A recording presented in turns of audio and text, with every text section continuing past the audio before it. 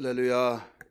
오늘도 또 이와 같이 피곤한 육체를 이끄시고 성서대학에 들어오신 우리 성도님들 주의 이름으로 사랑하고 주의 이름으로 축복합니다. 우리 같이 기도하겠습니다. 예수님 감사합니다. 오늘도 피곤한 육체지만은 주님 말씀 배우기 위해서 이곳에 들어와 함께하는 우리 성도들을 축복해 주시고 새 힘을 다하여 주옵소서. 여호와를 앙망한 자 하늘로 솟구치는 독수리 같은 힘을 주신다고 하셨사오니 그 힘으로 환경을 이기고 또 오늘의 삶을 승리로 장식하게 하시고 모든 걸 뚫어가고 풀어가고 열어가며 나만 잘한다고 해서 사고가 나지 않는 것이 아닌 것처럼 주여 우리 주변에 우리를 위협하고 또 이모저모 다양한 방법으로 접근할 때 불필요한 자들을 주님 분별할 수 있도록 하여서 접근치 않게 하여 주시고 물리치고 또 필요한 것을 사모하게 하여 주옵소서. 그리하여 최소한 우리는 어떤 가운데서도 속거나 속이지 않은 놀라운 능력 있는 삶이 되게 하여 주옵소서. 오늘도 가르치는 종을 사용해 주시고 듣는 우리 모든 성도들 복된 시간 되게 하여 주옵소서. 예수님 이름 받들어 간절히 기도하옵나이다. 아멘.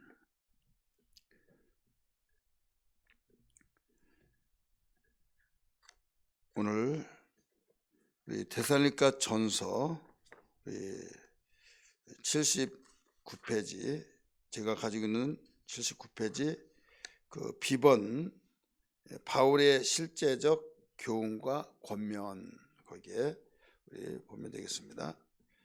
바울의 실제적 교훈과 권면. 이 교재 보면 2번이 있어요. 2번 한번 교재를 보시기 바랍니다. 제가 가지고 있는 가지고 있는 교재 그 77페이지 보면 개관이 나오죠.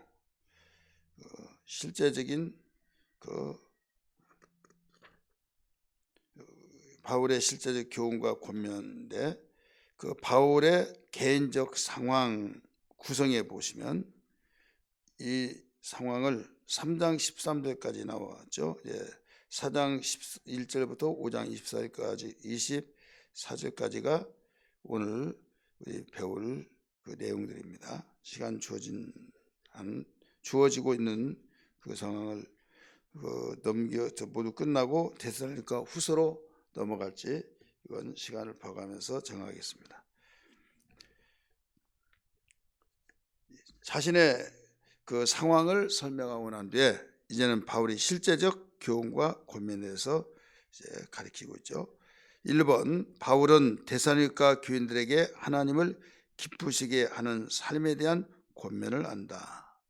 우리가 하나님을 사랑하고 이웃을 사랑하고 성경은 66권 모두 그 사랑에 대해서 가르쳐주고 있다, 이런 말을 하죠. 그 많은 내용들이 있지만은 엑기스로 그 한마디로 말한다면 하나님 사랑, 이웃 사랑, 이렇게 말을 해요. 그렇기 때문에 사랑은 그 희생적이고 수고함이 따른다고 했는데 이 상대를 기쁘게 하는 거죠. 결과적으로 상대를 행복하게 해주는 거예요. 그렇기 때문에 그 바울은 실제적 교훈의 삶 속에서 이 권면하기를 무엇을 권면을 했느냐?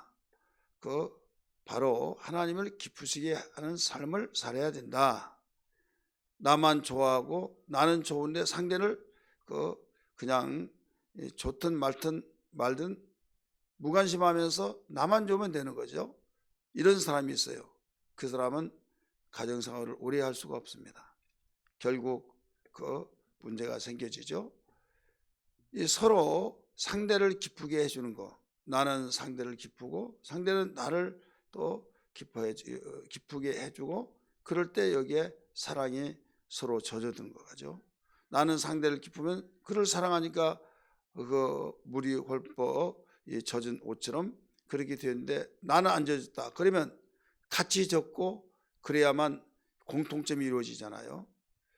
그래서 여기에 하나님을 기쁘시게 하는 삶에 대해서 권면을 하게 된 거예요. 바울은 개인적 권면의 상황을 설명을 마치고 이제 그들에게도 실생활에서 관련된 모든 권면을 하고 있다는 것을 여기서 볼 수 있어요.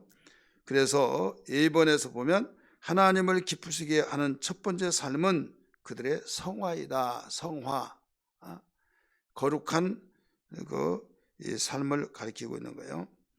이 데살로니가전서 4장 3절에 거룩함으로 이런 말이 나와요. 이 단어는 성화를 말한 거예요. 거룩함. 이 거룩한 단어가 상당히 많이 나옵니다. 데살로니가전서에 보면 이 성화란 거룩해 되어가는 과정을 성화라 이렇게 말합니다. 열매가 맺혀가는 삶.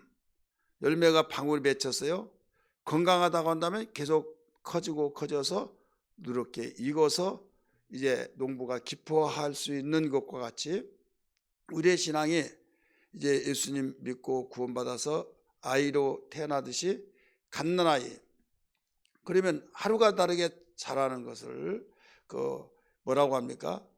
장마에 호박자라듯이 자란다, 오이 자라듯이 자란다, 금방이다, 막 이런 말 하잖아요. 그와 같이 우리는 새 생명을 얻은 영적 생활에서 계속 자라가면서 그 순전한 젖을 먹고 방긋방긋 웃고 자라면서 티 없이 그 어린아이 같은, 그때 가장 이쁘고 그러잖아요. 하나님께서 우리 그걸 원하신다 이거죠. 그래서 세상에 살면서도 우리가 하나님을 기쁘시게 하는 그 일을 하는데, 그게 뭐냐면 성화다. 그게 바로 계속적으로 하나님 말씀대로 거룩하게 살아가는 삶이 되기 때문에 이건 성장이 될 수밖에 없죠. 그래서 성화의 삶을 원한다, 이 말씀을 하고 있어요. 그래서 이 내용들을 우리 몇 가지로 이제 비춰서 가르쳐주고 있는데, 먼저 교훈을 읽겠습니다. 시작. 그리스도인은 자신의 욕망이 자신을 주장하지 못하게 하여 주체할 수 없는 정욕의 노예가 돼서는 안 된다. 정욕의 노예가 돼서는 안 된다, 이렇게 가르쳐주고 있죠. 그래서 점점 하나님이 원하시는 성품과 행위로 변화가는 것을 성화라고 하는데, 거룩하기 위해서는 첫째로 음란을 버리고 거룩함과 존귀함으로 몸을 대해야 된다. 그 다음에 두 번째는 하나님을 모르는 이방인들과 같이 세욕을 따르지 말아야 된다. 세욕은 무슨 말이냐면 정욕을 주체하지 못하고 따르는 것을 세욕이라 이렇게 말하죠. 세 번째는 이 일에 대해서, 성적 부정에 대해서 분수를 넘어서 형제를 해하지 말아야 된다, 이런 말을 가리키고 있어요. 이런 문제를 과거나 현재나 앞으로도 모든 이런 문제들이 우리의 영적 생활과 또 이 윤리와 도덕적인 면에서 다 어렵게 하고 무너지게 하는 원인이 된다. 그래서 예수 믿는 사람들은 이 부분을 잘 관리하여서 성화되어지는 삶이 되어야 된다, 이걸 가르쳐주고 있는 거죠.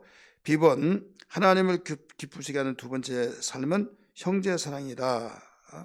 형제사랑. 그래서 하나님 사랑, 이웃 사랑. 하나님 사랑은 수직이죠. 그 다음에 형제사랑은 수평이죠. 그래서 하나님 사랑을 기쁘시게 하는 것을 설명을 하고 있는 거죠. 하나님 사랑하는 것이 눈에 보이지도 않는데 어떻게 사랑의 이 행위가 나타날 수 있느냐? 이건 하나님을 기쁘시게 하는 일이다. 우리가 우리의 삶을 통해서 하나님이 기뻐하신 일이니까 내가 하고 싶지만은 하나님이 원치 않으면, 하나님이 기뻐하시지 않는다고 한다면 이걸 절제하고, 내가 하기 싫더라도 하나님이 원하면 내가 해서 기쁨을 올려드린 거죠. 이게 바로 하나님을 사랑하는 증거다, 이거예요. 형제 사랑이 우리가 하나님을 기쁘시게 하는 것이다. 우리가 예수 믿으면 하나님의 자녀입니다. 자녀가 많이 있으면 생각이 다르고 이럴 수가 있죠. 그러다 보니까 티격태격하면서 싸워요. 어느 정도야지 막 심하게 싸워서 서로 때리고 해서 이 폭력적인 행위가 나오면 가만히 있을 부모가 없잖아요.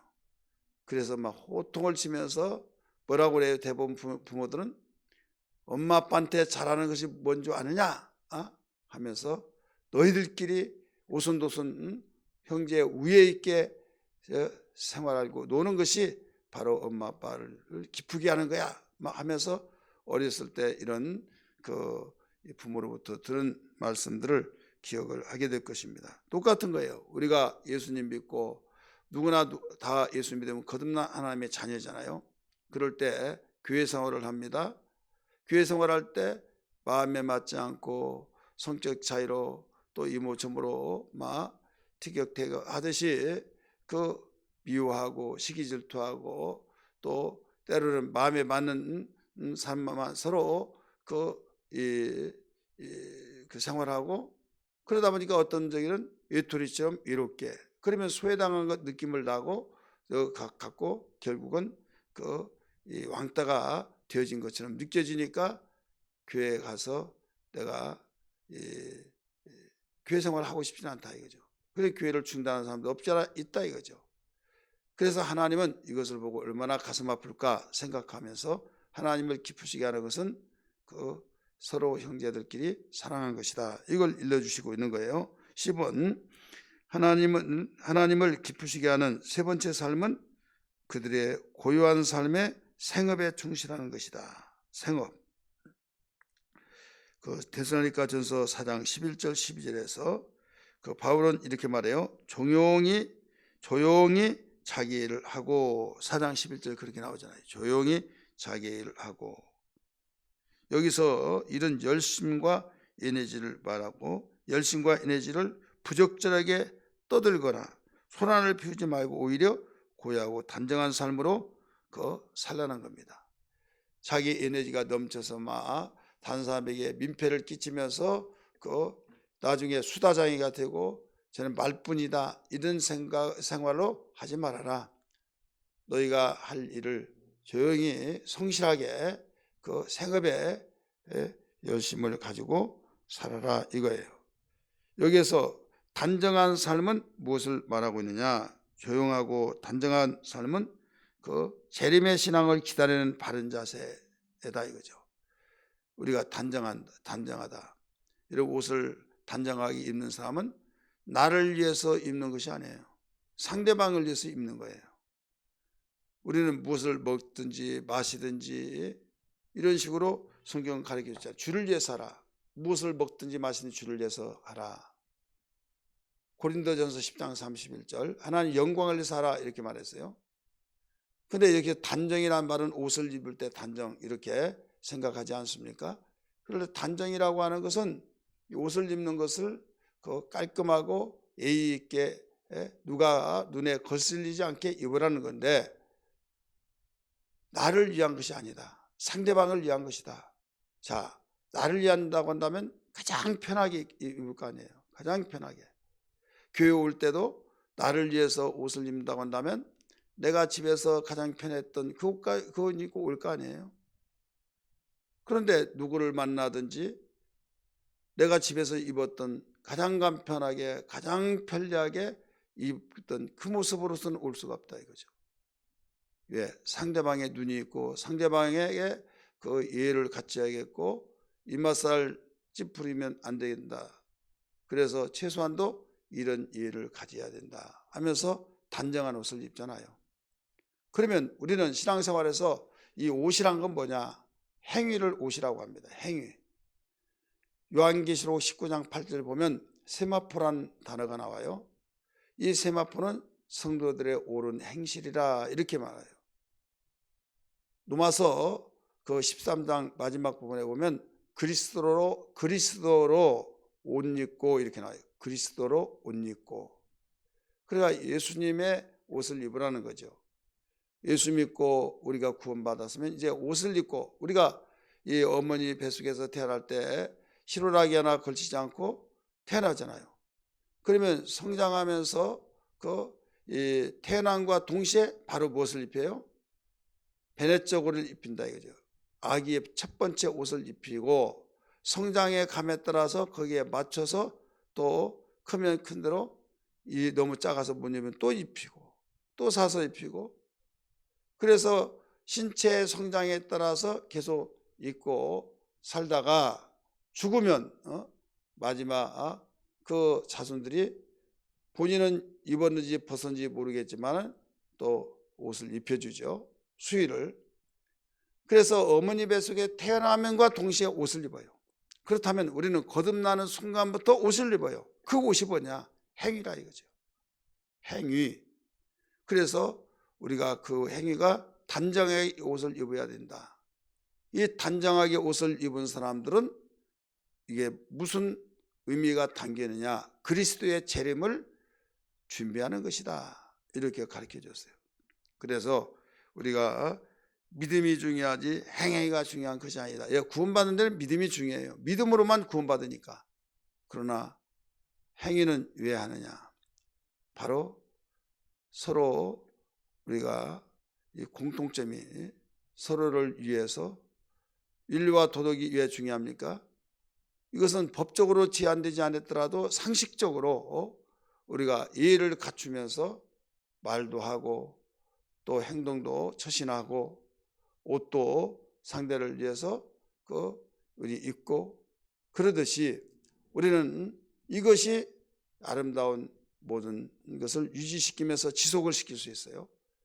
그래 행위라고 하는 것은 결국은 우리 하나님께 영광을 돌리면서 이것을 네가 행한 대로 갚아주겠다 하셔서 주님 재림에 준비하는 것이다. 이것을 여기서 우리는 절대로 바로 알아야 될 줄 믿습니다. 교훈 같이 읽습니다. 시작. 그리스도인의 단정한 삶과 생업에 대한 부지런한 신실한 태도는 애인들에게 긍정적인 영향을 끼칠 수 있다. 여기서 애인이라고 하는 것은 예수를 믿지 않은 사람들이에요. 예수 믿는 사람들은 역시 굉장히 성실하고 굉장히 부지런하고 굉장히 단정하더라.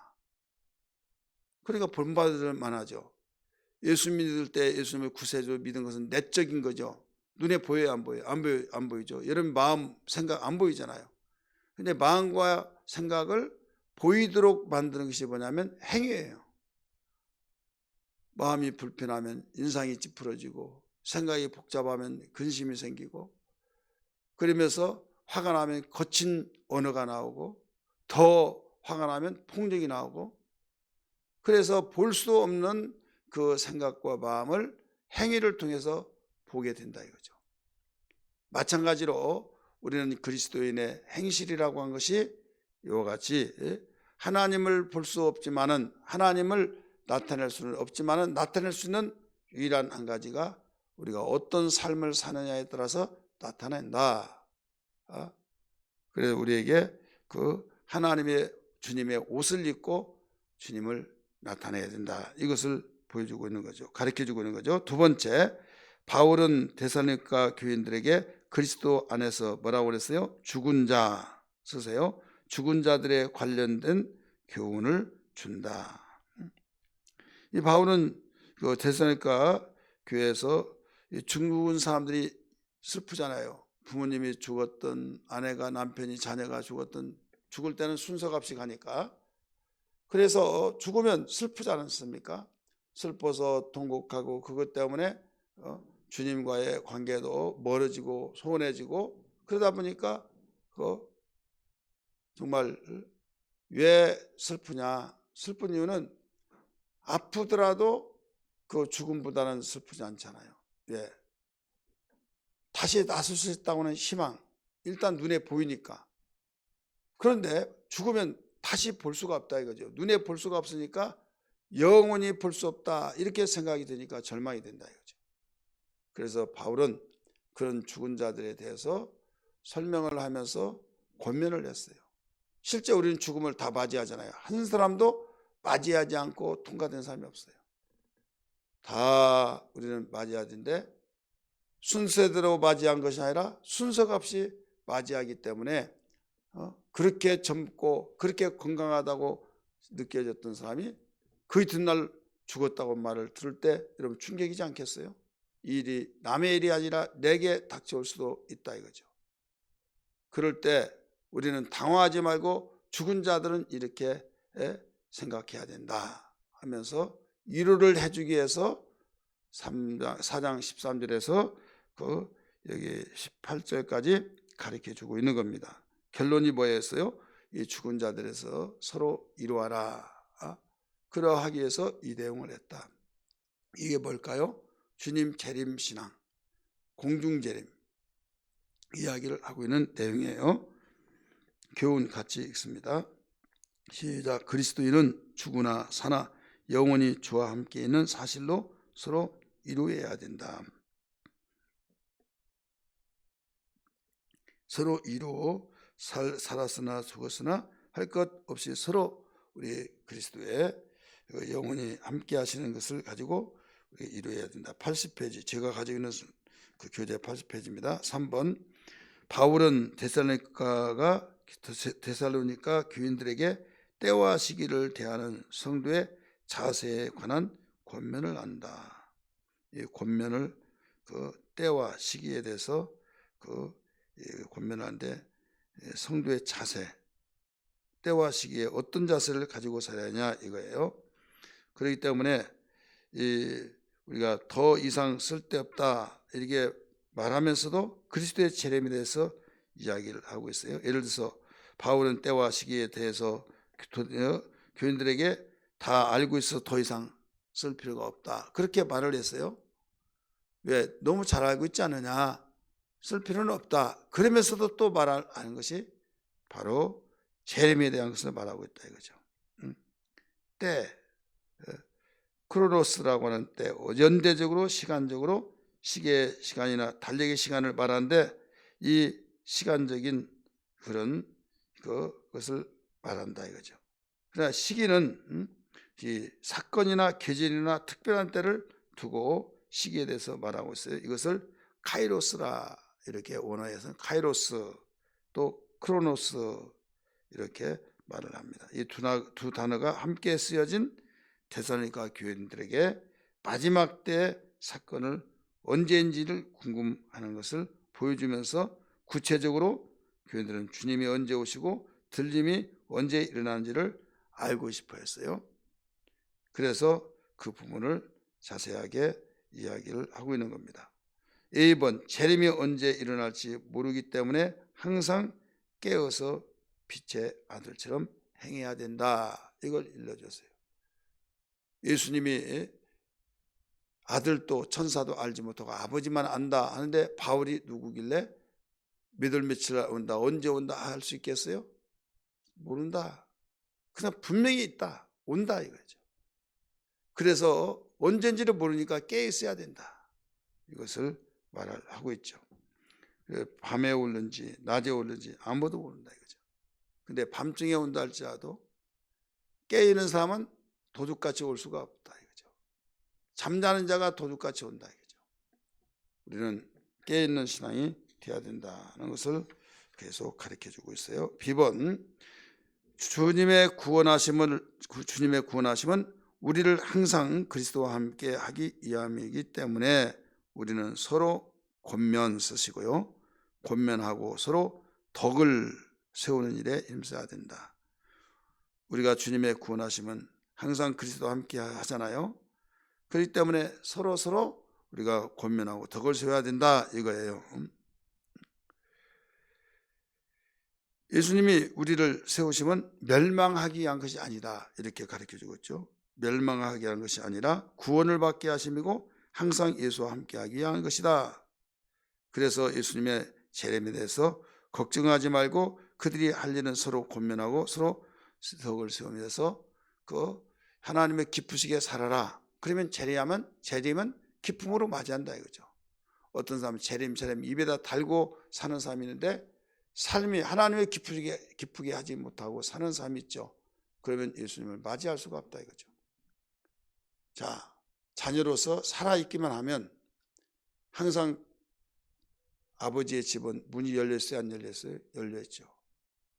자녀가 살아서 방황하지 않고 길을 잃어버리지 않고 그렇다고 한다면 얼마든지 아버지 집에 갈 수 있잖아요. 실종되어 버렸다고 한다면 어디서 실종되어서 누구에게 붙잡혀서 갈 수 없다고 한다면 문을 열어놓더라도 갈 수가 없어요.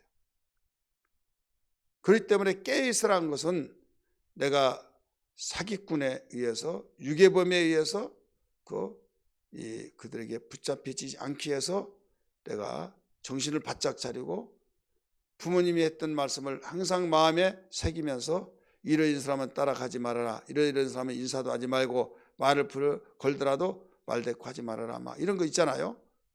그래서 전도하다 보면 학생들에게 전도할 때 어려운 것이 뭐냐면 이름 왜 그래요? 우리 어머니가 이름 가르쳐 주지 말라고 그랬어요. 전화번호는 더군다나 더 그렇죠.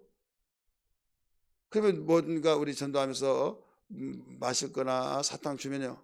안 받죠? 왜 안 받니? 그러면 우리 어머니가 아무라도 받지 말라고 그랬어요.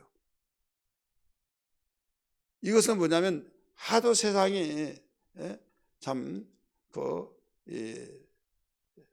상식을 넘어서 위험한 일이 일어나니까 사고들이 일어나니까 부모가 사전에 교육을 시킨 거죠. 교육을 시키다가 보니까 바로 제대로 교육을 받고 그대로만 하면 학교 끝나든 학원 끝나든 어디 친구 만나든지 간에 그 교훈대로만 하면 아버지 집에 가는데 지장이 있어요? 없어요? 없잖아요.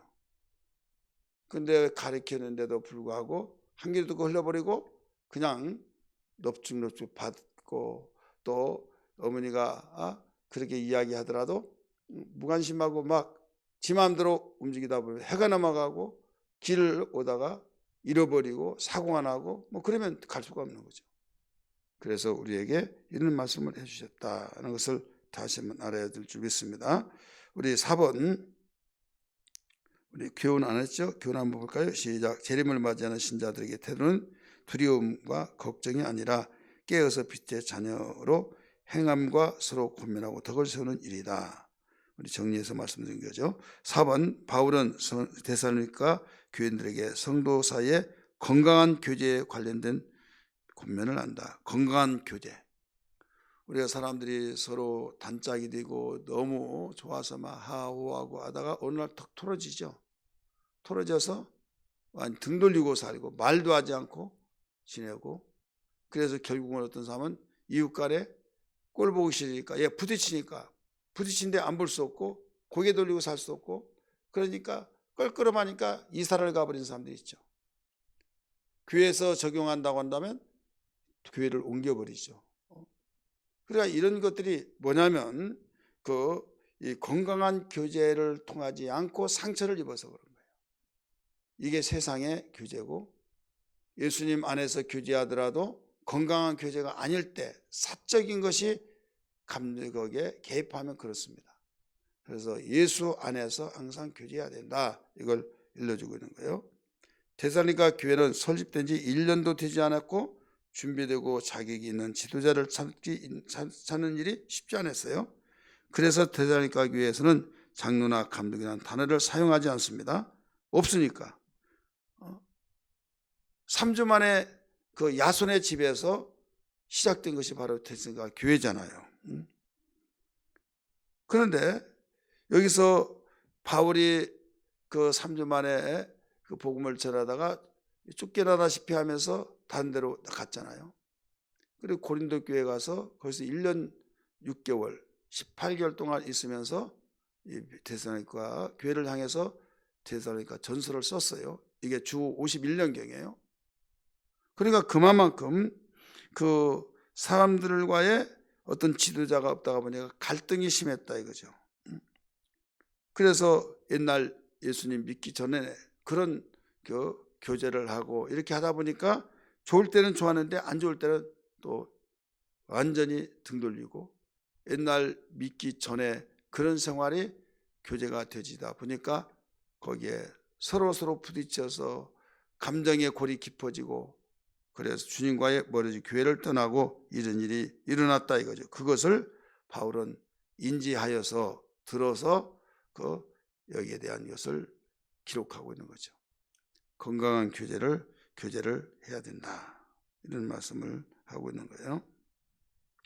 우리 교훈 한번 같이 봅니다. 공동체 안에서 건강한 교제는 지도자들과 갈등이 없고 그들을 귀히 여기고 또 성도 간에 서로 오래 참고 선을 행할 때 아름답게 이루어진다. 건강한 교제는 지도자들과 갈등이 없어야 된다. 주의 종과의 갈등이 없고 여러분 주의 종과 갈등이 있고 주의 종과의 어떤 꼴도 보기 싫다. 이렇게 한다고 한다면 건강한 교제가 되겠어요? 그러다 보면 결국은 인사도 못하고 다니고, 축도할 때 가장 그 예배 속에서 결론적으로 축복을 성부와 성자와 성령의 이름으로 빌어주는 그 축도도 받지도 못하고 갈 때 이게 건강해지냐 이거죠. 다섯 번째, 우리 같이 봅니다. 바울은 데살로니가 교인들에게 주님에 대한 성도의 책임에 대해 권면한다. 책임. 이 교회가 건강하려면요, 성도가 지도자들에게 책임과 의무를 다할 뿐만 아니라 그 지도자들, 가장 큰 지도자이신 예수님에 대한 책임을 다해야 된다. 주님에 대한 성도의 책임. 그래서 교회는 또 공동체라는 것은 어디든지 민족의 공동체, 동창의 공동체, 또 회사의 공동체, 더 나가서 동창의 공동체나 교회의 공동체 모두 의무와 바로 권리가 있어요. 의무와 권리. 그 의무를 하고 권리를 찾는 사람은 괜찮은데 의무는 하지 않고 권리만 찾으려고 하는 사람이 있어요. 의무에 대한 책임. 내가 해야 할 의무가 있잖아요. 우리가 주님을 사랑하고 섬기고 주의 이름에 순종하고 이런 모든 일들 우리 의무죠. 그럴 때 지도자에 대해서 바로 리더의 말을 듣고, 그래서 셀장의 새로운 숭에서 셀장은 리더잖아요. 그러면 거기에 대해서 우리는 책임을 그 말에 대해서 우리가 순종하고, 또 리더는 모두 사랑하고 돌보고, 이런 서로 책임감 있고 의무가 있다 이거죠. 이때 권리라고 하는 것이 우리에게 당당하게 권리의 행사를 할 수가 있는 거죠. 의무를 다하지 않고 권리는 우리는 할 수도 없고, 한 사람은 속보이고 그걸로 인하여서 또 그 공동체가 흔들리기도 합니다.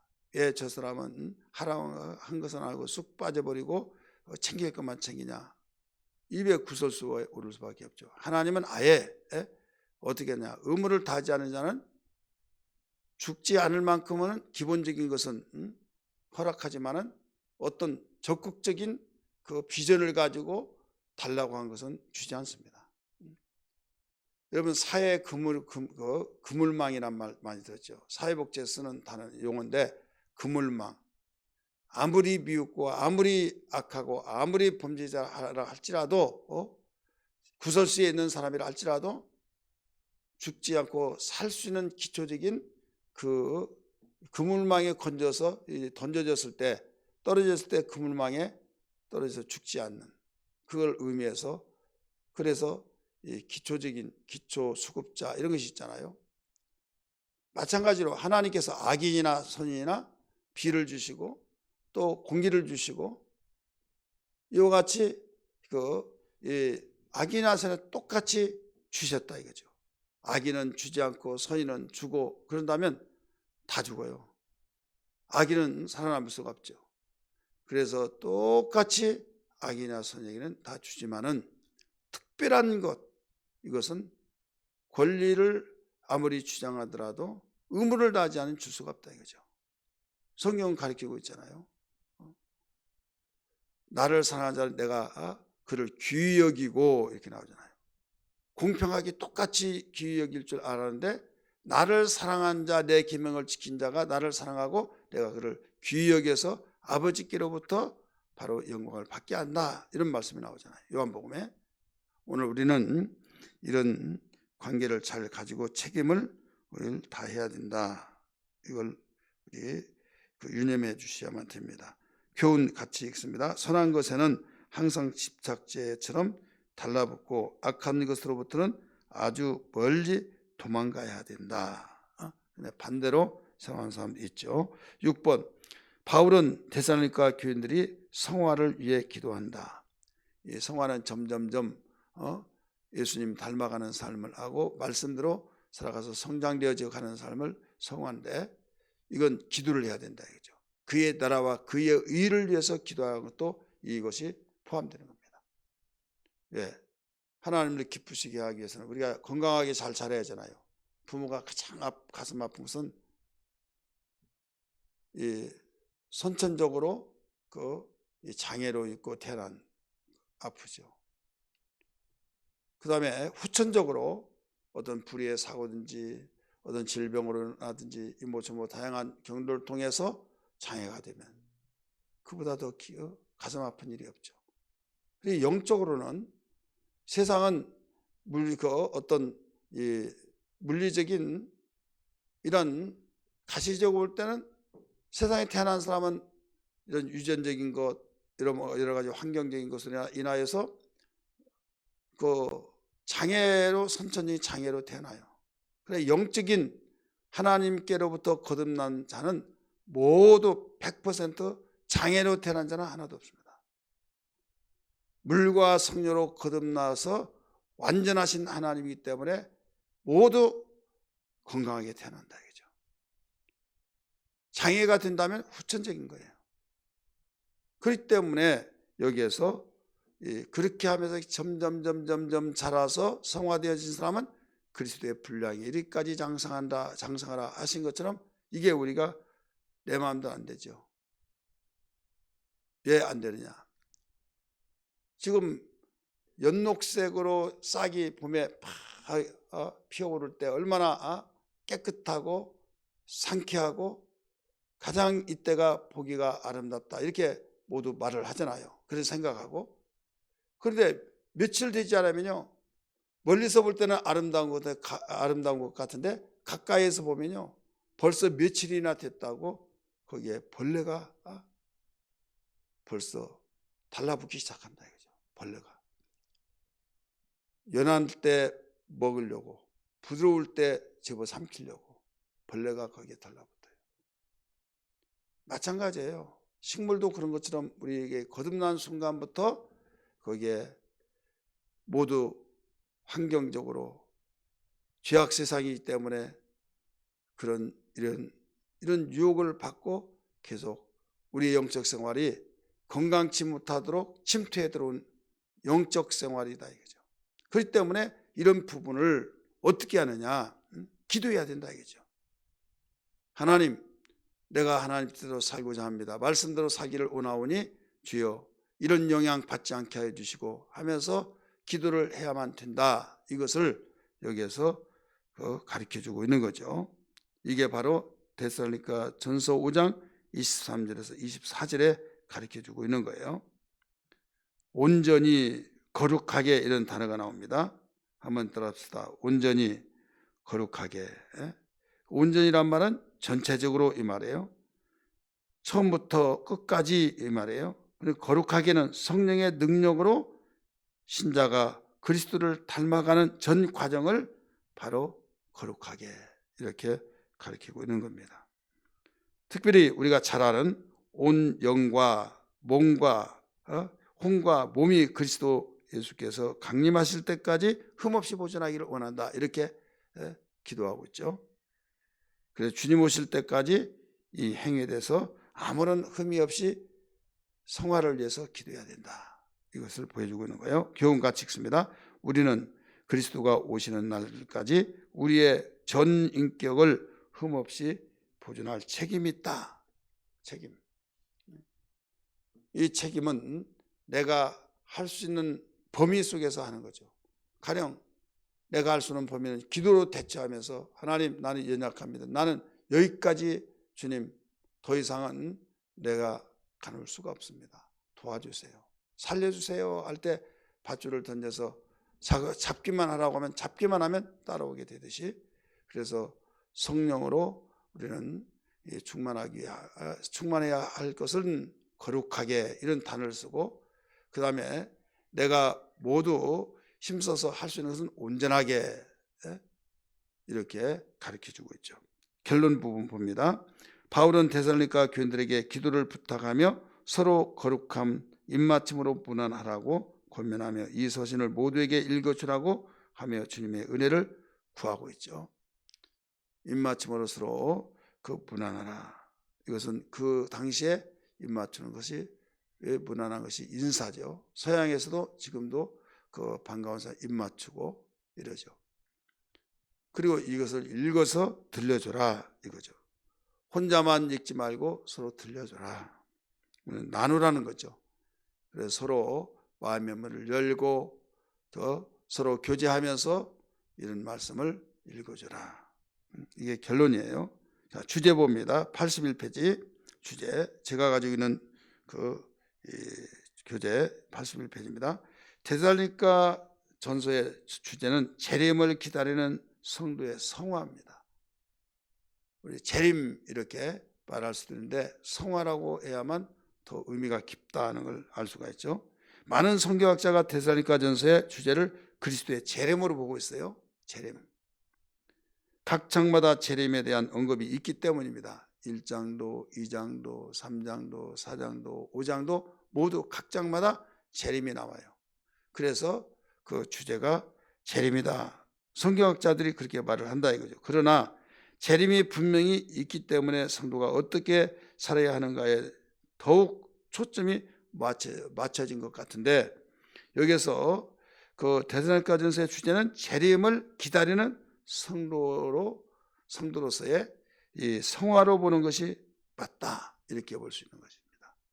재림에 대해서 나왔기 때문에 재림하고 거기를 끝난 것이 아니라 재림이 있기 때문에 이렇게 살아야 된다 하면서 성화에 대한 것을 강조하고 있는 것이 주제다 이거예요. 데살로니가 전서 4장 1절부터 3절 또 5장 23절 근거를 내서 가르쳐주고 있어요. 우리 성경 한번 볼까요? 데살로니가 전서 4장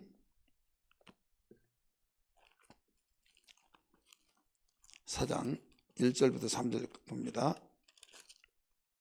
시작. 그러므로 형제들아 우리가 끝으로 주 예수 안에서 너희에게 구하고 권면하노니 너희가 마땅히 어떻게 행하며 하나님을 기쁘게 할 수 있는지를 우리에게 배웠으니 곧 너희가 행하는 바라 더욱 많이 힘쓰라. 우리가 주 예수로 말미암아 너희에게 무슨 명령이나 준 것을 너희가 아노니 하나님의 뜻은 이것이니 너희의 거룩함이라. 이 나오죠. 너희의 거룩함이라 하면서 부연 설명을 그 뒤에 하고 있어요. 그 다음에 23절 봅니다. 잘 아는 말씀입니다. 여기 5장 23절이에요. 시작. 온 평강의 하나님이 친히 너희를 온전히 거룩하게 하시고 또 너희의 온 영과 혼과 몸이 우리 주 예수 그리스도께서 강림하실 때 흠없게 보존되기를 원하노라. 여기 원하노라 하는 글씨는 작은 글씨로 써놨죠. 뜻을 더 강조하고 있는 핵심 포인트입니다. 기도하라 이거예요. 그래서 그 성화가 주제다. 재림을 기다리는 사람으로서 마땅히 주님 앞에 섰을 때 칭찬받고 영광스러운 날을 맞이하지 않겠느냐. 그래서 성화되지 않으면 안 된다. 재림은 2차적이고 재림에 대한 성화를 1차적으로 봐야 된다 이거예요. 이번 우리 그 두 번째 주제에 대해서 그 6번째죠. 7번째 목적. 이 목적은 2번 믿음으로 박해를 견디도록 격려하기 위해서 기록됐다. 우리 목적은 첫 번째로 믿음으로 박해를 견디도록 격려하고 있다 이거죠. 우리는 오지 않기 위해서 기록했다 그거 아니에요.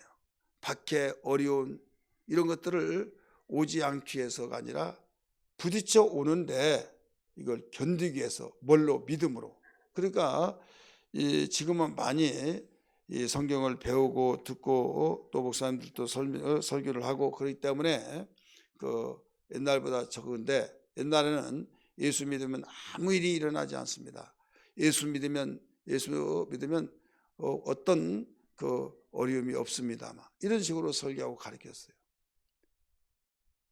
그런 가운데 또 그 어떤 분은 그 예수를 이제 어려움이 있으면 회개해야 잘못돼서 그렇다 막 하면서 또 모든 문제가 내가 죄를 짓고 내가 어려움을 당한다 이렇게만 또 결론을 짓고 말하는 분들도 있어요. 여러분 그 말이 틀린 건 아니에요. 그 말도 맞지만은 그러나 예수를 잘 믿은 사람이 있는데 하나님 뜻대로 살려고 하는 사람인데 어려움을 당해요. 그러면 그때는 뭐라고 하겠습니까? 그래서 분별을 하면서 내가 이 죄 때문에 그러냐 아니면 내가 하나님의 뜻대로 살려고 했는데도 그러느냐, 이건 각자의 우리 이 말씀을 통해서, 거울은 성경 거울이니까 거울을 보고 내 모습을 비추듯이 각자가 무엇 때문에 어려움이 일어나는가 우리 비춰보면서 지금 고린도 그 데살로니가 교회들에게 말하고 있는 것은, 당부하고 있는 것은 모두 하나님의 뜻대로 살려고 하고 거룩하게 살려고 하는 몸부림침을 치는 모든 성도들, 더 나아가서 우리가 예수 믿었으면 구원받고 주님을 기쁘시게 하는 것, 그 뜻대로 살려고 하잖아요. 그런데도 불구하고 우리가 어린이를 닥쳤다 그러면 여기에서 그 믿음으로 모든 걸 이겨내라는 거죠. 그러기 위해서 이 성경을 기록했다 이렇게 가르쳐주고 있어요.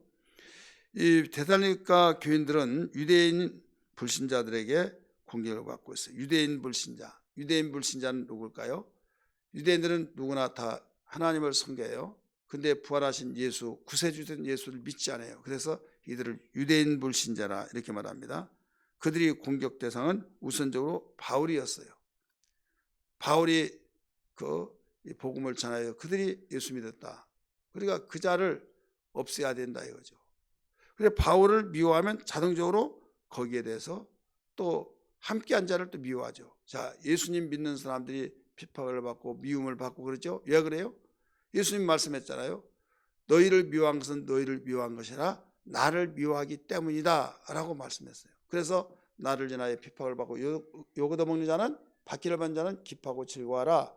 하늘에서 상급이 큼이라. 너희보다 앞에 갔던 선자들이 다 이렇게 받았다 말씀하셨잖아요. 그렇기 때문에 여기서 어떤 가운데서도 우리가 어려운 일을 당할 때 믿음으로 견뎌야 된다, 이 목적을 가지고 그 기록을 한 만큼 이 데살로니가 전서의 목적은 그 첫 번째가 바로 이미 언급했듯이 믿음으로 어려움을 이겨내기 위한 것이다. 두 번째, 데살로니가 성도가 사랑 안에서 자라가라고 권면하기 위해서 기록했다. 사랑 안에서 위협을 받고 생활이 어렵고 또 모든 사회생활 속에서 때로는 우애 속에서 신앙을 저버리고 전통신앙이 있잖아요. 토속신앙, 그 지역에 토속신앙 똘똘 뭉쳐지는데 나는 이렇게 할 수 없다. 이 죄니까, 우상이니까. 그럴 때 좋은 소리 안 나오겠죠. 그럴 때 오직 이길 수 있도록 기록을 한 목적인데, 믿음으로 이겨낼 수는. 근데 이때 이제 싸운다는 것은 벌써 감정이 좋지 않다는 거죠. 그렇지만은 오직 서로 교회 안에서도 맞다 틀리다 막 이런 문제가 나오잖아요. 사회생활 같이 생활해가고 그들의 말을 들어줘야 된다 그러면 아니다, 그러다 보면 또 잡음이 생길 수 있죠. 이때 어떻게 하느냐, 사랑 안에서 자라가라. 사랑, 누구의 사랑입니까? 그리스도의 사랑. 그러니까 모든 우리의 신앙의 바로 핵심 주체는 예수예요. 예수님이 뭐라고 했느냐, 예수님이 어떻게 가르쳤느냐. 그래 믿음의 주 되신 예수를 바라보자 이렇게 말했잖아요.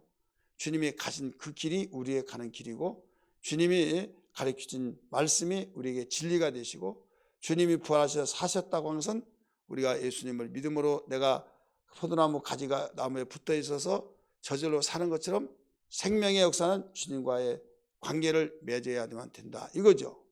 그래서 주님의 사랑이 하나님 안에서의 사랑을 가지고 우리에게 가르쳐 주었듯이 우리는 이제 주님의 사랑 안에서 서로 사랑하면서 여기에 자라가야 된다 이거죠. 그리고 우리가 공공연하게 드러나지 않았을지라도 고린도 교회에서 고린도 교회처럼 데살로니가 교회가 신자들 사이에 도덕적 문제가 일어났고, 또 분명히 영적에서 문제가 또 일어났어요.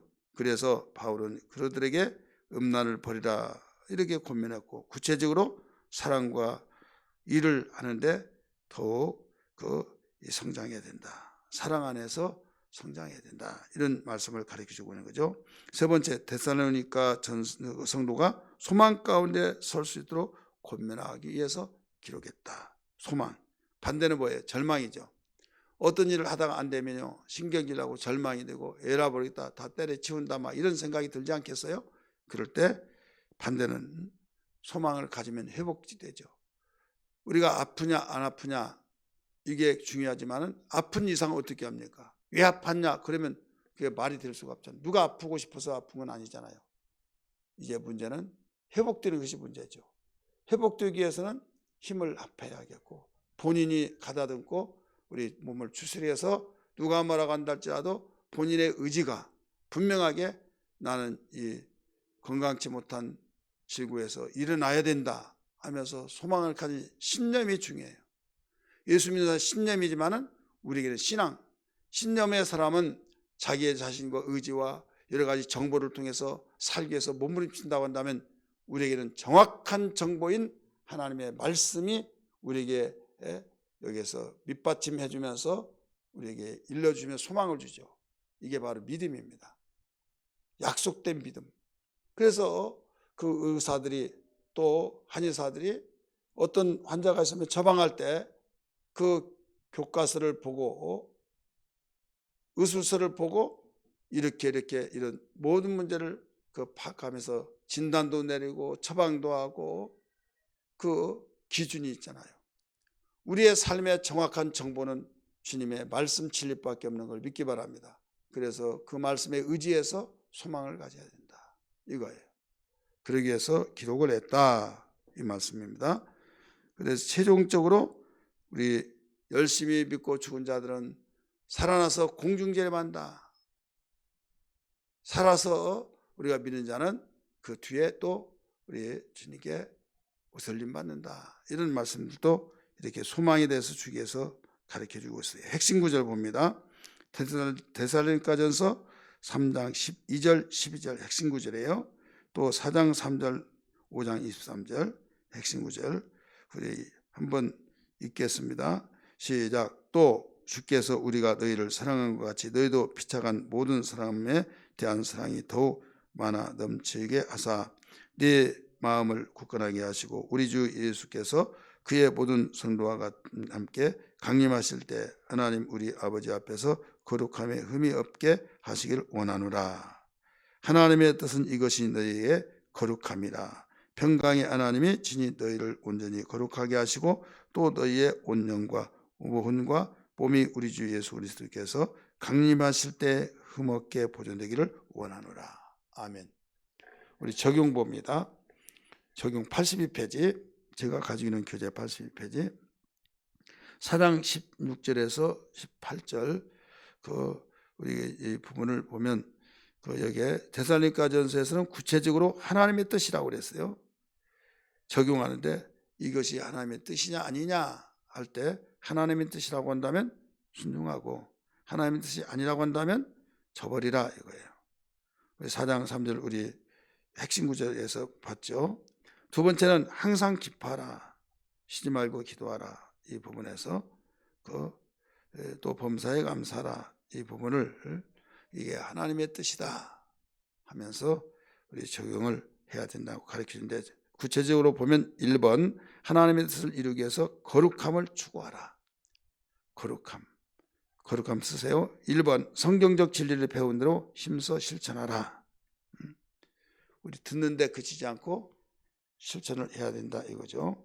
게으른 삶을 살았으면 우리 성경의 교훈대로 우리가 부지런하고 모든 영역 속에 어떤 부분만 아니라 영역 속에서 여러분 신체가 한 부분만 아프면 거기만 아프고 다른 데는 안 아프니까 괜찮습니까? 지체가 손가락이 가시가 찔려서 또 못에 찔려서 아프면요 온몸이 고통을 받듯이 그것 고치지 않으면 결국 온몸에 합병증이 될 수도 있다 이거죠. 그래서 항상 한 부분만 순종한 것이 아니라 모든 영역에서 같이 우리 순종하고 거룩함을 이루어 나가야 된다. 두 번째, 그 음란을 버리라. 4장 3절에서 6절 같이 읽습니다. A번, B번에서 D번까지 시작. 거룩함과 존귀함으로 자기 몸 쓰세요. 몸을 다스려야 된다. 두 번째, 성적 욕망을 잘 다스려 함부로 행하지 말아야 한다. 세 번째, 성적 관계로 다른 사람을 해하지 말아야 한다. 네 번째, 모든 부정한 것, 가로 깨끗하지 못한 것을 피해야 한다. 세 번째, 하나님이 우리를 부르신 이유가 거룩하게 하기 위함임을 기억해야 된다. 우리 거룩함을 추구하는 일에 있어서 그 거룩함을 이해합니다. 부르신 이유가 거룩합니다. 우리는 그리스도인으로서 모든 부도덕한 그 생활에서 참여하거나 가까이에서는 안 된다 하면서 하나님 부르신 것은 부정하게 하심이 아니요 거룩하게 하심이다 이렇게 말씀했어요. 그래서 거룩해야 된다는 것을 추구해야 된다는 거예요. 비번 봅니다. 예수 그리스도 안에서 우리를 향하신 하나님의 뜻을 실천하라. 이제 거룩함을 추구하라는 것은 동기부여가 됐다 이거죠.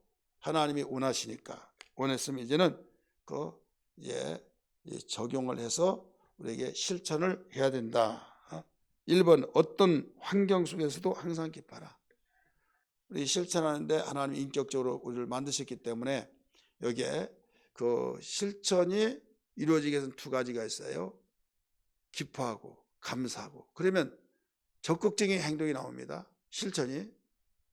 근데 기쁨이 없고 그 다음에 감사가 없으면 해야 하는데 하면서도 하기 싫어요.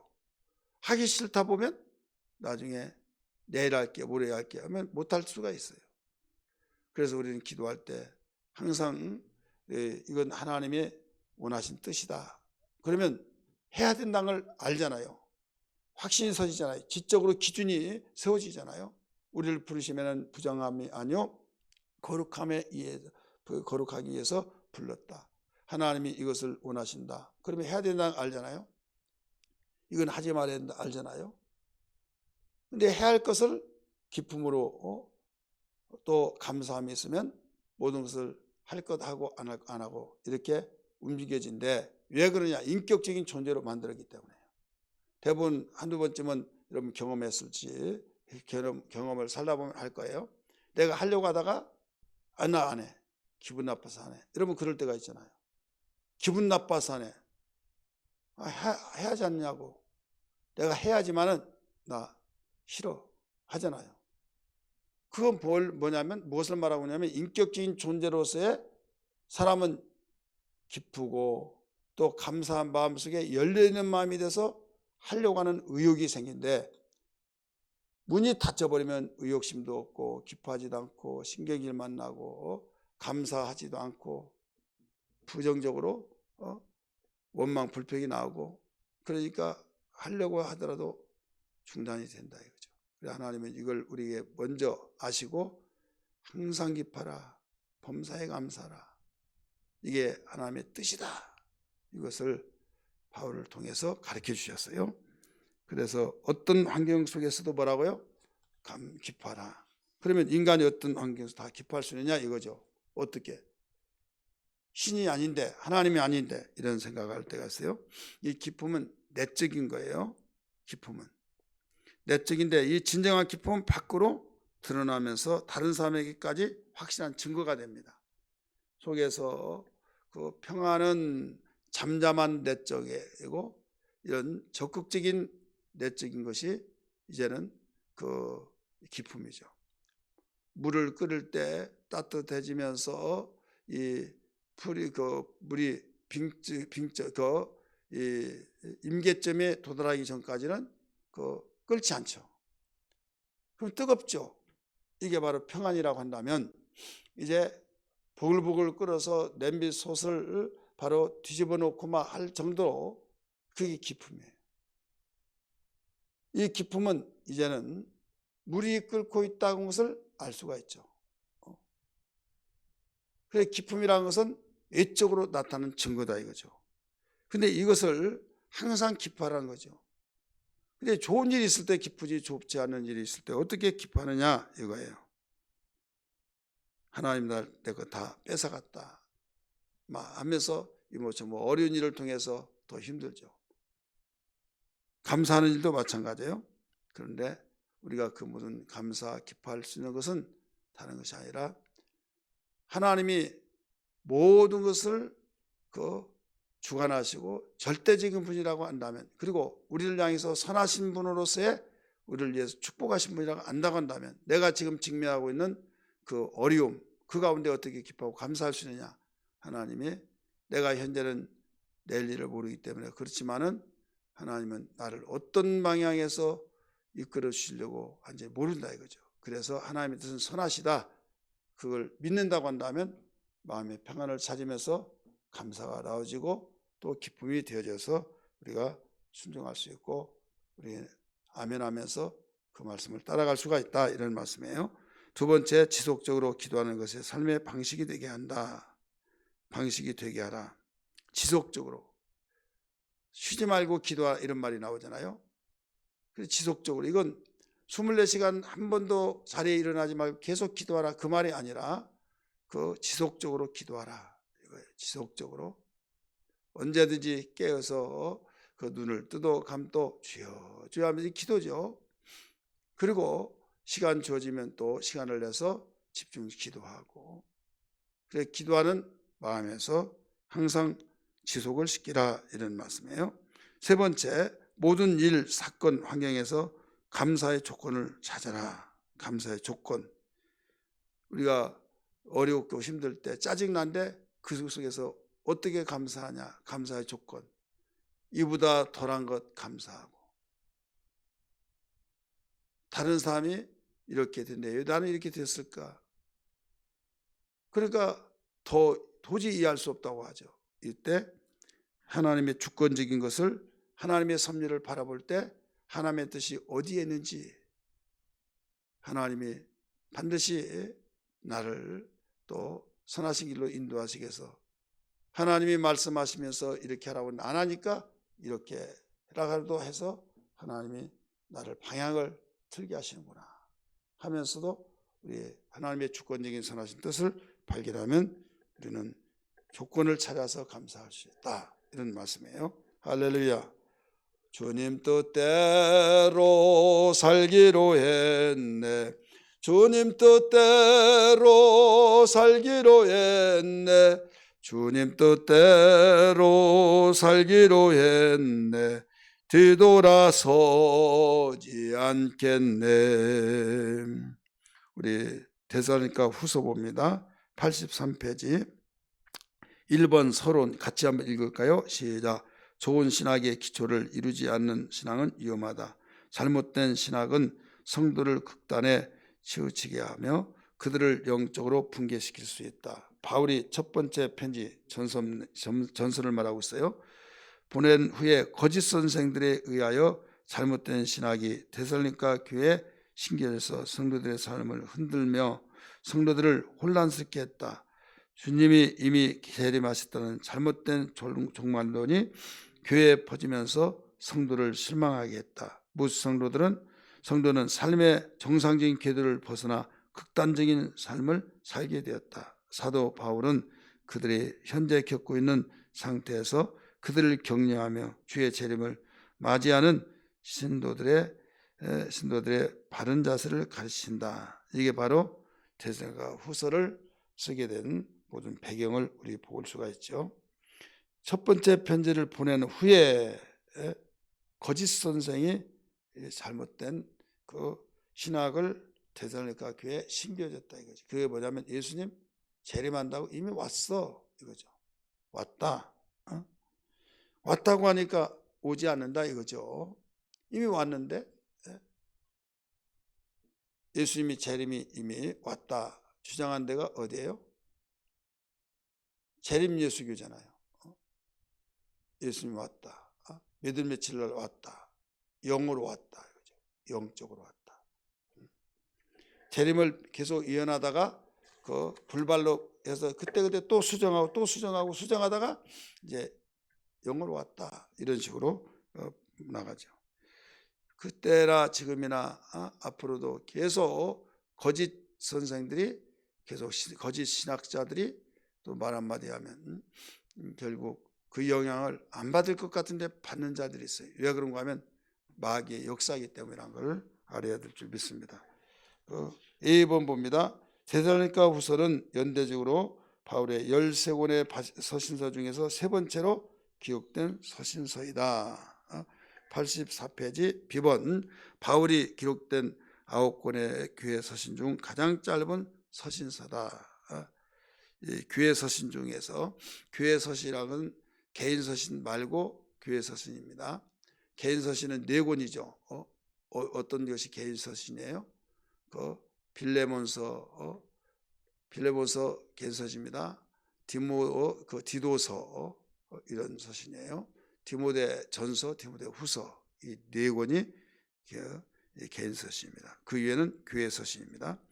교회 서신 중에서 가장 짧은 그 책이 바로 데살로니가 후서다. 저자 데살로니가 후서의 저자는 바울이다.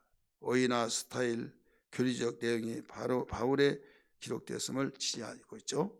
또 저자는 바울 자신이 내가 이 서신을 썼다 이렇게 데살로니가 후서 1장 1절에서 가르치고 있어요. 그 다음에 무엇보다도 이 서신 끝에 나 바울은 친필로 문안하노니 데살로니가 후서 17장 3장 17절 이거 거기에 나오죠. 나 바울은 친필로 문안하니. 그렇기 때문에 논쟁의 여지가 없죠. 바울은 저자이고 디모데 실로아노는 함께 있었다는 것을 여기서 잘 가르쳐주고 있어요. 자, 기록 연대와 배경 봅니다. 기록 연대와 배경. 데살로니가 A번 같이 읽습니다. 데살로니가 후서는 제2차 전도 여행 때 고린도에서 주 51년경에 기록되었다. 51년 전에 바울이 2차 전도 여행 때 데살로니가를 방문해요. 데살로니가 교회를 떠난 후에 고린도에 정착을 합니다. 그 고린도에서 18개월, 1년 6개월 동안 머물면서 주 51년에 데살로니가 전서를 기록을 하고 있죠. 이 실라와 디모데는 마게도니아로부터 내려와서 어느 정도 기간 동안 고린도에 와서 바울과 합류를 합니다. 이게 18장 사도행전 18장 5절에 나와요. 데살로니가 전서가 바울이 고린도에 온 지 얼마 안 되어서 기록된 것을 보아서 후서는 이 편지의 내용이나 상황으로 보았을 때 여기에 2, 3개월 정도 지난 후에 기록을 했다 이렇게 신학자들은 보고 있습니다. 그래서 51년 이후 2, 3개월 때 연수로 보면 같은 해에 기록했다 이거예요. B번 바울은 데살로니가 교인들이 데살로니가 전서를 받은 후에 교인들의 상황에 대해 보고를 듣고 즉시 데살로니가 후서를 기록을 했다. 이렇게 여기서 보게 됩니다. 상황, 이제 전서를 써서 보내잖아요. 그 다음에 거기에 잠시 있다가 왔던 이 디모데 실로아노 그 보고 이러이렇습니다 보고를 할 거 아니에요. 그게 방문 보고 그래서 그래서 바로 기록을 했다. 이게 바로 이 데살로니가 후서예요. 특징 A번 데살로니가 후서는 간략한 편지지만 강렬합니다. 강렬함, 부드러운 것이 강렬함. 굉장히 무섭다 이거죠. 잘못되고 있었던 것을 그래서 막 멸망의 형벌 막 이런 말이 나와요. 바울은 데살로니가 교인들이 고난에 겪는 것에 대한 염려와 재림에 대한 그들의 혼돈으로 인해서 아주 강렬하면서 진지한 편지를 기록하고 있어요. 데살로니가후서 1장 9절에 나오는 말씀이 무슨 말씀이냐면 영원한 멸망의 형벌이라 이런 말이 나와요. 영원한 멸망의 형벌 이런 표현을 쓰게 되는데 다른 서신에서는 찾아볼 수 없는 아주 가장 격렬한 이 진술을 여기서 볼 수가 있어요. 이 표현은 영원한 생명에 반대되는 영원한 죽음 마태복음 25장 46절의 뜻을 가리키고 있는 겁니다. 가령 여러분 축복에 대한 단어는 부드럽잖아요. 저주, 멸망 막 이런 단어를 쓰면 굉장히 강렬한 격렬한 용어를 사용하고 있는 거죠. 충격적인 거. 왜 그런가 하면 충격요법이 말을 듣지 않을 때는 이 말을 마지막 말한 거죠. 막 정신을 바짝 차리라고. 심장이 멈췄습니다. 멈췄을 때 어떻게 해요? 지금 임종할 사람이 안 왔다. 그래서 막 어떤 분은 의사에게 요구를 합니다. 좀 심폐호흡수를 시술을 어떻게 할 수 없게 되냐. 그런 말 하잖아요. 막. 나중에 보면요, 숨을 쉬는데 회복되는데 막 갈비뼈가 다 나간대요. 갈비뼈가 나가고 막 강렬하게 지금 멈춰서 죽었다 이거죠. 죽었는데 그를 살려야 된다. 이건 최고의 충격 요법을 사용한 거죠. 이와 같이 더 이상 돌아오지 않는다. 이렇게 해도 저렇게 해도 말 듣지 않는다. 할 때는 영원한 멸망의 시기에서 어떤 서신에 막 저주의 자식이라고 막 이런 식으로 말하는 데도 있죠. 우리 비번 봅니다. 데살로니가 후서는 간략한 편지지만 4번의 기도가 나오고 주 예수 그리스도라는 말이 각 장마다 3번씩 전부 9번이 나옵니다. 1장, 2장, 3장까지 있잖아요. 근데 그 주 예수 그리스도 이 말이 3번씩 각 장마다 나오는데 9번이 나온다. 예수 그리스도, 그리스도 예수 이런 말은 우리가 많이 듣잖아요. 근데 앞에다 주라는 단어를 보죠. 주. 예수 그리스도 너희가 믿는 그분 주인이다. 주인이 말씀하고 있다. 이걸 강조하고 있는 거예요. 우리 10번, 우리 85페이지 데살로니가 전서와 데살로니가 후서와의 비교 한번 보세요. 전서는 그리스도의 재림의 절박성을 설명한다. 후서는 그리스도의 재림에 대한 오류를 교정한다. 교회의 초점, 그리스도의 적인 사탄과 적그리스도의 초점, 그리스도의 재림을 가르친다. 그리스도의 계시를 가르친다. 재림을 아무리 가르치더라도 믿지 않은 때는 그보다 처방이 뭐냐면 계시죠. 성경에 이렇게 나왔지 않느냐, 성경에 이렇게 가르치고 있다 하면서 그 재림을 수정해서 교정하려면 계시의 말씀을 교과서를 들이대야 된다 이거죠. 그리스도의 날, 들림받은 말하고 있어요. 일명 휴거, 그리스도의 날들에 초점을 맞춘다.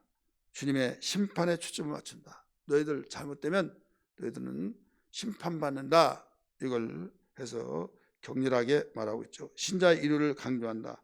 신석대자들의 심판을 강조한다. 그러니까 신자에서 화살이 그렇게 만들었던 바로 적대자들을 심판이 있다. 이걸 강조하죠. 그들의 믿음, 사랑, 소망에 대해서 감사한다. 그들의 믿음과 사랑에 대해서 감사한다. 그래서 소망은 빠졌죠. 데살로니가 후서에서 왜 소망이 이미 재림했는데 재림했다고 하니까 무슨 소망이 있겠어요. 여기서 우리가 깊은 교훈을 갖습니다. 왜 그러냐면 소망이 빠졌다고 하는 것은 이 땅에 지상낙원을 이루고 이 땅에 이방인들처럼 예수 믿기 전에 모든 사람들이 믿지 않은 사람들이 소망이 이 땅에 있잖아요. 좀 더 나은 생활, 좀 더 그러다가 지상낙원을 이루려고 하다 보니까 계속 더 풍선 부다가 뻥 터지듯이 그러다가 주님 오시면 끝난다 이거죠. 그래서 예수님 믿는 사람들의 소망은 재림 소망이 있어야 된다. 교회가 타락하는 이유는 재림 소망이 없기 때문에 그래요. 여러분 교회 살아보면 교회가 타락하고 교회가 그 어려움을 참아내지 못하고 모든 것이 재림 소망이 없으니까. 그렇기 때문에 벌써 데살로니가 전서에 재림에 대한 소망을 강조했던 그 내용이 그래서 성화까지 강조했던 내용이 여기에 대해서 이 고린도 데살로니가 후서에서는 소망이 빠져버렸다는 것을 볼 때 왜 빠졌냐? 소망이 지금 없으니까. 그렇기 때문에 여기서 계시를 하나님 말씀을 하면서 사랑과 믿음과 사랑을 가지고 감사를 말할 수밖에 없죠. 있지도 않은데 감사한다고 말을 할 수 없잖아요. 오늘 우리는 주님 무엇보다도 데살로니가 전서와 후서를 통해서 비교하면서 봤는데 주님 생각하는 것이 깊습니다. 무엇보다도 하나님 말씀을 따라서 믿음과 믿음에 대한 소망을 갖고 저희들 사랑으로 모두 살아가게 도와주시고, 우리를 부르신 것이 거룩함에 있지 부정한 것이 있지 않다고 말씀하신 것처럼 성화되어가는 삶이 되게 하여 주옵소서. 우리 기도해야 될 줄 믿습니다. 우리 같이 기도합니다. 기도하실 때 오늘 말씀을 묵상하며 되새기면서 같이 기도합니다. 할렐루야. 하나님 감사합니다. 오늘 또 말씀을 들었습니다. 저희들 무엇보다도 하나님의 말씀을 따라서 저희들 신앙생활 하는 것이 가장 바람직하고, 우리의 믿음의 주 되신 주님이 우리에게 보여주신 대로 신앙생활하며 여러 가지 잡단 주님 모든 거짓 선지자들과 거짓 교사들과 또 오늘날 거짓 신학자들에 의해서 우리의 신앙이 붕괴되어지고 영향을 받아서 주님 흔들리는 경우들이 너무 많이 있는데, 하나님 성경만이 우리를 보여주는 계시 말씀을 의지해서 신앙생활하게 도와주옵소서. 믿음과 사랑, 소망이 항상 같이 움직여지게 하시고, 소망이 끊어져서 지상낙원을 이루려고 하는 어리석은 사람이 되지 않게 하여 주시고, 이 땅의 소망이 아닌 하늘의 소망을 가지고 사는 것이 하늘의 지혜인 걸 믿습니다. 그리고 거룩한 일을 위해서 불러주셨사오니 거룩한 일을 위해서 재림을 바라보면서 예수 그리스도를 기쁨으로 맞이하는 성화되는 삶이 되어지게 하여 주옵소서. 예수님 이름 받들어 간절히 기도합나이다. 아멘. 할렐루야. 수고드렸습니다. 하나님께 영광의 박수 올리겠습니다.